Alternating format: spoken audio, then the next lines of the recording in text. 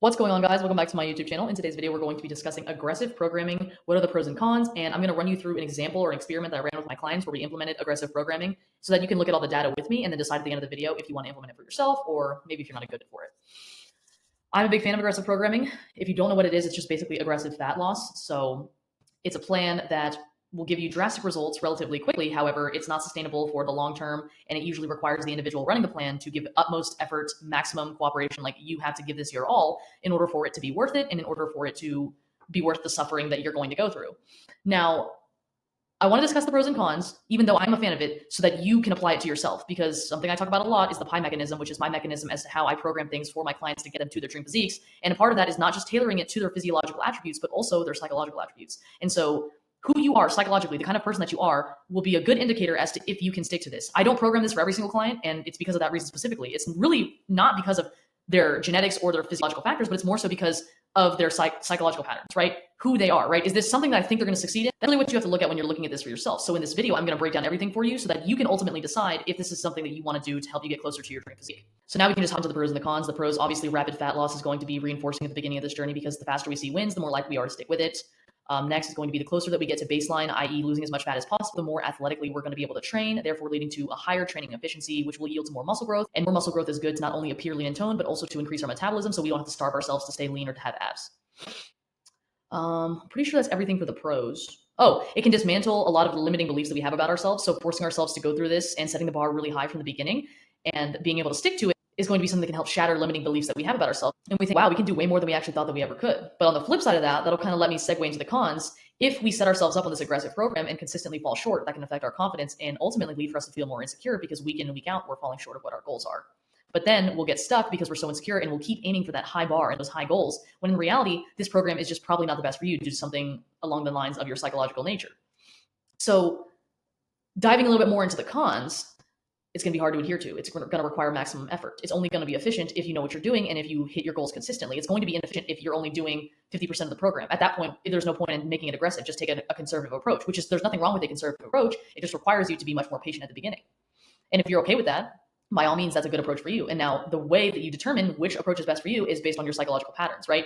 Are you someone who can adhere to that? Can you realistically take on that level of dedication or discipline or consistency right now? If not, then you can work your way up to that. But the thing to start with is not aggressive programming. It's more of a conservative approach.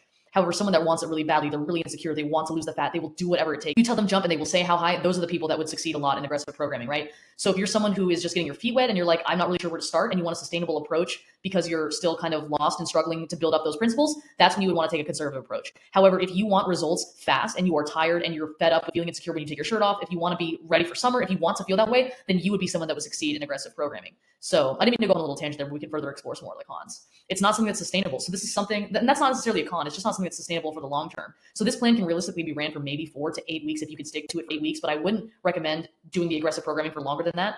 Think about it like you're driving a car and for a few weeks you have your foot on the gas for like really hard. You're pressing down, you're going like 90. And then after that, once you hit that 6 to 8 week mark, you kind of take your foot off the gas. You're not hitting the brakes, you just take your foot off the gas and you're kind of just coasting. You can build a plan that doesn't work and still will cause you to feel like you're aggressively programming yourself and not get the results that you're looking. You also want to pay attention to all your details, because if you do not know what you're doing, this can be a very unhealthy thing for your, not just your body, but also for your mind. And that's why you have to know what you're doing with this. You can't just starve yourself. This is not starving yourself. This is strategically placing our nutrients and timing them properly surrounding our workouts to maximize fat loss for a short time period so that we can get closer to baseline and be more efficient athletes. That's really what this is here. If you don't pay attention to the details or do not know what you're doing, this can easily affect your health in a negative way. So be very careful and don't think this is starving yourself or overworking yourself. That's not what this is. Okay, so now all that's to discuss is the should you do it. This whole video is going to be me breaking it down for you, using my client as an example because I ran an experiment on her, so that you can find out at the end of this if you should do it. Now, while I explain her whole situation and tell you everything that we did, start taking notes and get ready to apply it to your lifestyle so that you can see, is this going to fit in with what I want, what my goals are, and if it's going to be something that I can stick to. So just keep that in mind as I start to get into the presentation. This is one of my clients that happens to live in the same city as me. She is one of 2 clients that lives in the same city as me. So because we train at the same gym and we're in the same city, I took that as an opportunity to be able to run this experiment on her, because sometimes it's when you run an experiment, you have to make sure that you keep all the variables controlled. And so because I'm in the vicinity of her relatively frequently, I could make sure for the most part that she was adhering to this plan. So I was like, perfect breeding grounds to run an experiment, right? I wanted to see realistic results on someone who is brand new to training. This girl has played sports, but she has not lifted in the gym, doesn't know a single thing about a single calorie or a single carb, fat, or protein. She doesn't know anything about those things, never tracked them, Nothing. Never worked on discipline, consistency, anything like that. She just simply played a sport. That's it. And so I knew that this was a perfect opportunity to run an experiment to make a video about to show you guys so that if you guys wanted to do it, you could do it for yourself. Especially if you're coming from that same background, right? You're not an experienced gym goer per se, and you don't know a boatload about nutrition. With her specifically, she didn't really know anything about nutrition. So this is going to be perfect. If you resonate with her, continue to watch this video. So first, quick little pump check, but I actually don't even have a pump. Anyways, into her food. So obviously she's going to be an intense or an aggressive cut. Now, the things that we do for an aggressive cut to make it sustainable and something that you can stick to and something that relatively keeps you satiated and still healthy and hits all the nutrients you need to hit, we need to be very detailed in how we program the cut. So food timing, nutrient choice, tiered carb cycling, and frequent refeeds. If we try to go pedal to the metal with no refeeds or no carb cycling or no detailed meal timing or nutrient choice, that is basically starvation. And you're suffering. And you don't have to. You don't necessarily have to. Just because you're in an intense or aggressive cut does not mean you can't enjoy your meals or have meals that are relatively satiating. Now, I'm not saying if you're in an intense cut, you're never going to be hungry, but hunger and cravings are not always indicators that we need to immediately rectify them, right? A craving is not a disease. It doesn't need to be cured. Same thing with hunger. That one is a little bit different. You kind of have to walk the line. Our hunger cues are not necessarily an indicator that our body needs more nutrients. So our weakest hunger cue is going to be our homeostasis level. The two hunger cues overpowering that are going to be stress and environment. So stress and emotions, and then the environment in which you're surrounded by. If you're surrounded by advertisements for Wendy's and McDonald's, you're going to want it, and you're going to feel like you're hungry. Do you actually need more food? No. So you're going to want to be able to pay attention to that.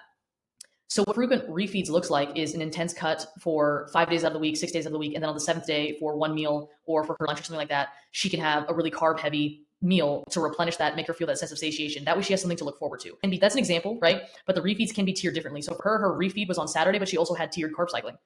So that would look like on a rest day where you're not doing anything, just lowering your carb intake and then increasing your protein and your fat to help keep you satiated throughout the day. And then on your training days, surrounding your carbs around your workout. So pre and post workout to help you not only push better in the gym, but also fuel proper rest and recovery and increase muscle growth. That's going to be good on your training days to make sure that you're still in your intense cut, but doing everything that you can to make sure that your body's putting on as much mass as possible, or preserving as much mass as possible.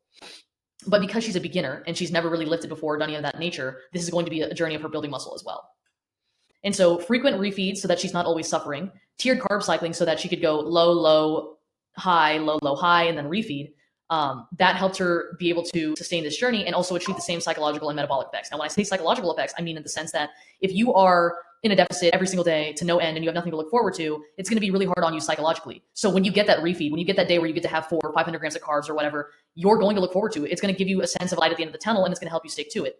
In terms of the metabolic effect, now when you go on those low carb days, you're going to be giving your digestive system a break. So it's going to be reducing the overall stress on your body, which is going to be great for this journey. Because another thing, when you're on this aggressive cut or this intense cut, you're going to be wanting to reduce all that stress that is normally put on. The more stress you experience, the harder it's going to be in this aggressive program. And next we have detailed meal timing and nutrient choice. So being strategic about when you eat and what you eat will help, especially in an intense cut. When you're on a bulk or you're just on your average cut, you have much more freedom, much more leeway, and it matters, but it doesn't matter as much.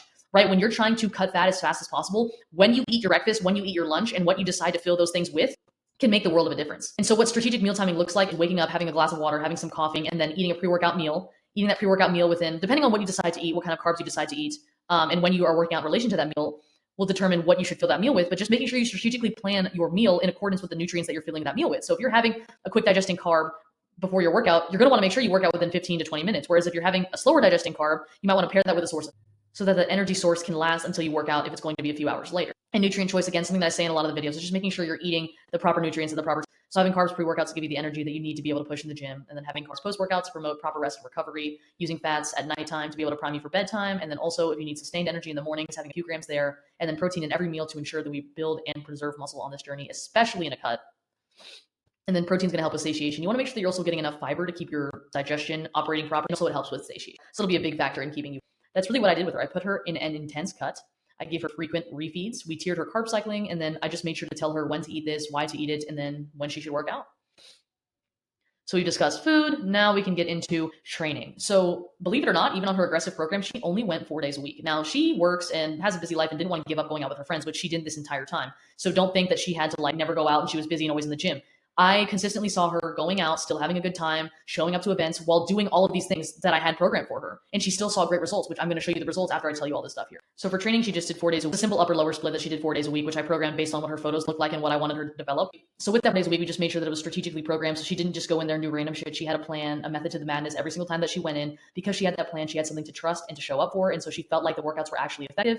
So that could look like starting with a few compound movements and then moving into some isolation movements. She would train within 0 to 3 reps left in reserve. I'm not saying you need to take every single rep to failure, especially in this aggressive cut. It can be within 0 to 3 reps left in the tank, with the last sets being a little bit closer to failure.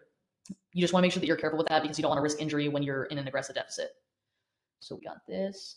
Now activity. So for her step goal wasn't implemented until a few weeks in, but that wasn't something that we were super worried about. For you though, if you do implement aggressive programming, a step goal can significantly help with mental benefits as well as helping shed the fat off. Although it is not a great substitute for cardio, especially if you're on an aggressive program. If you're in a more conservative fat loss program, then I can see how just getting a couple steps a day instead of having to step on the treadmill would be good in the long term. But if you do want quick results, pairing these together will obviously be the most beneficial to get faster. A step goal can be whatever you want it to be. Mine right now, because I'm in an aggressive program, is 20K a day. I find that not only helps shed the fat loss, but also just overall helps with my mental health on this cut. So, to each their own. Her cardio was 45 minutes, 6 times a week. Now, there were a few reasons why we did this. I wanted her to be in an aggressive program, right? 45 minutes, 6 times a week. But coming from a bodybuilder background, that is not a lot. That is not a lot of cardio. But to the average person, I can see how 45 minutes, 6 times a week is a lot. But again, we want this to be fast, quick results. And she also enjoys running. Like she wanted to start becoming a better runner. So we did 45 minutes a week, steady state. So aiming for her heart rate to be around 150 for the 45 minutes, And yeah, she never missed every single thing. Because we're in the same city and train at the same gym, I was like on her ass.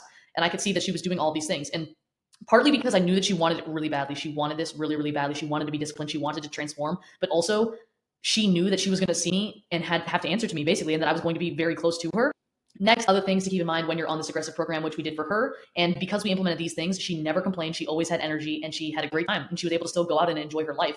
And if you do this inefficiently, or if you don't pay attention to all the details, or you don't know what you're doing, you can apply the same aggressive programming and feel like you're suffering and feel like you're burnt out. When in reality, you're just missing a few pieces, or you're just being inefficient, or you're just doing the wrong thing. And so when it came to making sure that we got good quality sleep, this is not only going to help regulate your hunger, it's going to help you make better decisions, it's going to help you lose weight, it's going to be the cheat code to getting you there faster, and overall just keeping you healthy. Getting more sleep is a cheat code for just a better life. Next, the only supplements that she was taking apart from protein powder and maybe some pre-workout was ashwagandha and magnesium. So magnesium to help with recovery as well as getting good sleep at night, and then ashwagandha to help manage stress. Because like I say all the time, stress is terrible for your weight loss journey, but terrible for your health in general. And next, making sure that she got 3 liters of water a day. And she was golden. Now, I bet you're dying to see what the results were. So let's go ahead and get into it. So here are her results. She went from January 5th to January 17th. That is 8 pounds in about, 2 weeks? Then we go January 17th to January 31st. Now, not as much of a decrease, but still the end result was 146.9 pounds by March 1st, 2025. She started January 5th, 2025 at 165 pounds. That is 20 pounds in 8 weeks. So she ended up losing 20 pounds in 8 weeks. You can see her progressions here. I put the dates from her check-ins right at the top, and then I put her weights and how they significantly dropped each time. Now, let's go ahead and look at the view from the side. This is the same thing here, just a different angle from the check-ins.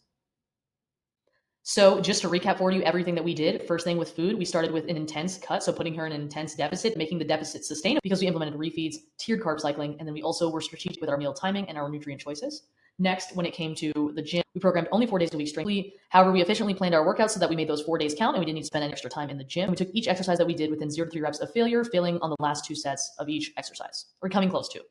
Next, when it came to activity or cardio, you can set a step goal. We didn't implement one for her until a little bit further along in the journey, but she did cardio 45 minutes a week, 6 times a week, keeping her heart rate around the 150 range, so around zone 2 or steady state cardio.